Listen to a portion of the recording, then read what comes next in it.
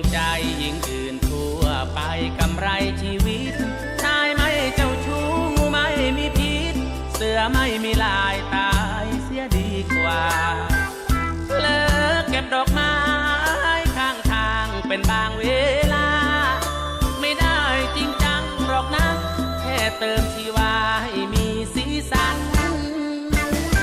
ถนนกลับบ้านยังเป็นเส้นตรงไม่เคยหลงทาง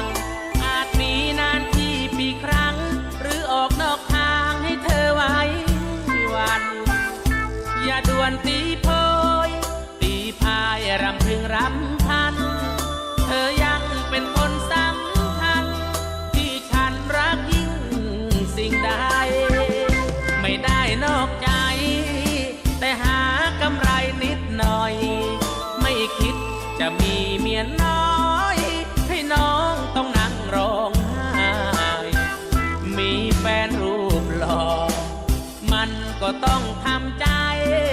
อยากบอกผู้หญิงเอาไว้ว่าผู้ชายเจ้าชู้ทุกคนเมียคือดวงใจเป็นยอดชีวันเป็นขวัญชีวีที่ก้าวมาถึงจุดนี้เพราะได้เมียดีเป็นสีกมลโบราณสอนว่าร้อยชู้ไม่สู้เมียตนท่องไว้ยามต้องเจอคนโดนใจที่ไม่ใช่เมีย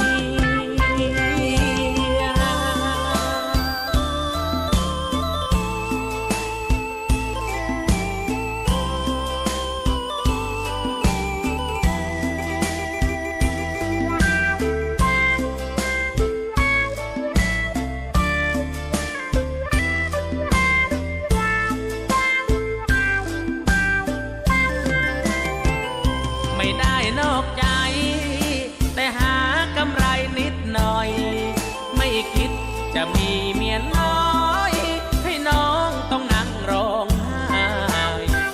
มีแฟนรูปหล่อมันก็ต้องทำใจอยากบอกผู้หญิงเอาไว้ว่าผู้ชายเจ้าชู้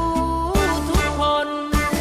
เมียคือดวงใจเป็นยอดชีวันเป็นขวัญชีวีที่ก้าวมาถึงจุดนี้เพราะได้เมียดีเป็นสีกมลโบราณสอนว่าร้อยชู้ไม่สู้เมียตน